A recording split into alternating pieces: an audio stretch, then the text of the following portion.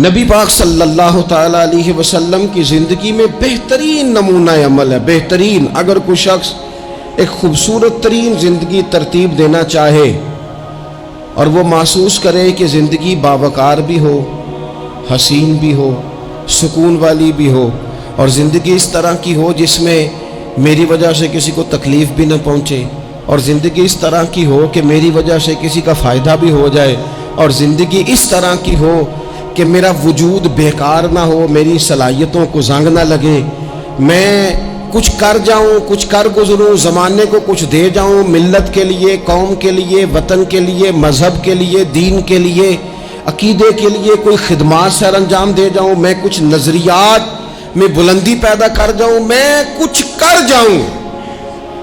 اگر کچھ چاہے کہ میں کچھ کر جاؤں تو لقد کان لکم فی رسول اللہ اسوۃ حسنہ، پھر اس کے لیے میرے نبی پاک کی زندگی ایک بہترین نمونہ ہے، بہترین نمونہ۔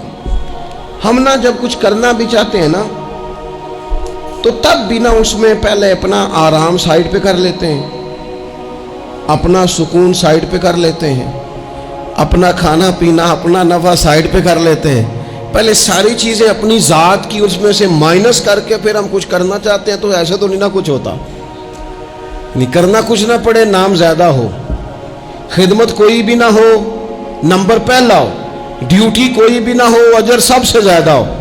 باتوں کے ساتھ جو لوگ پلاؤ پکاتے ہیں وہ زیادہ بھی گھی ڈال لیں تو خرچہ کوئی نہیں آتا، مسالہ جات مہنگے استعمال کریں، باتوں سے جو پلاؤ پکانا ہے۔ اور اگر کسی نے عملاً آنا ہے تو پھر تو میرے بھائی یہ شہادت گاہ الفت میں قدم رکھنا ہے۔ لوگ آسان سمجھتے ہیں مسلمان ہونا۔ آپ تھوڑا سا اس آیہ مقدسہ کا پس منظر سمجھیں گے۔ یہ آیت نازل کب ہوئی؟ یہ آیت نازل ہوئی ہے غزوہ خندق کے موقع پر۔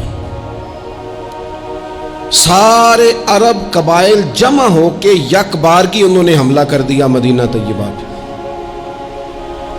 اور زمینی حقائق یہ ہیں، اندر کی صورتحال یہ ہے کہ یہودی جو بڑی دیر سے معاہدہ کیے ہوئے تھے مسلمانوں کے ساتھ، انہوں نے معاہدہ بھی توڑ دیا۔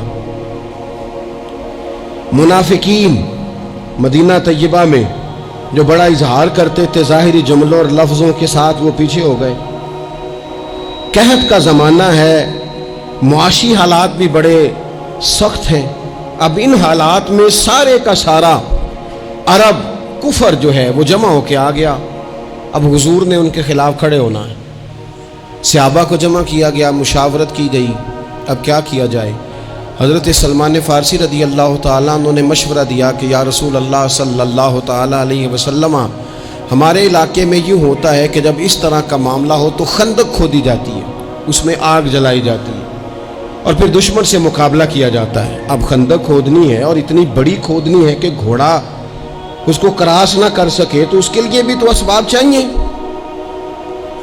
یعنی اندر بھی حالات اس طرح کے نہیں ہیں، جو مدینہ طیبہ کے اندر جو آبادیاں موجود ہیں وہ بھی سارے ظاہری طور پر ساتھ چھوڑ چکے ہیں، اور سامنے جو لوگ آئے ہیں وہ سارے جمع ہو کے یکبارگی آئے۔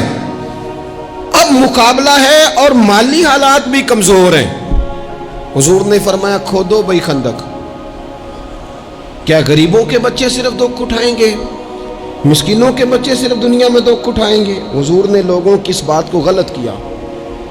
جس طرح باقی لوگ خندق کھودنے میں مشغول تھے، اللہ کے رسول خود بھی مشغول ہو گئے۔ لوگ جیسے اندر سے مٹی اٹھا اٹھا کے خندق سے باہر لاتے تھے، نبی کریم بھی اٹھا کے باہر لاتے تھے۔ جتنی محنت دوسرے کر رہے تھے حضور اس سے ڈبل کر رہے، بلکہ صحابہ فرماتے ہیں درمیان میں کچھ ایسی چٹانیں آئیں جو ہم سے نہیں ٹوٹتی تھی، تو حضور نے فرمایا مجھے دونا تھوڑا، مجھے دونا اوزار، میں تمہیں توڑ کے دیتا ہوں۔ حضور نے باقاعدہ عملاً اس میں کام کیا۔ اور جب ہم نے کہا نا یا رسول اللہ ہم نے تو بھوک کی وجہ سے پیٹ پہ پتھر باندھے ہیں، تو حضور نے کپڑا ہٹا کے کہا تم نے اگر ایک باندھا ہے تو میں نے 2 باندھے ہوئے ہیں۔ عملاً حضور نے حصہ لیا۔ ایک مہینہ پورا مدینہ طیبہ کا محاصرہ کیے رکھا کافروں نے، اور کڑاکے کی سردی، حالات اور طرح کے، ان سارے حالات میں یوں ڈٹ کے میرے رسول کریم نے مقابلہ کیا۔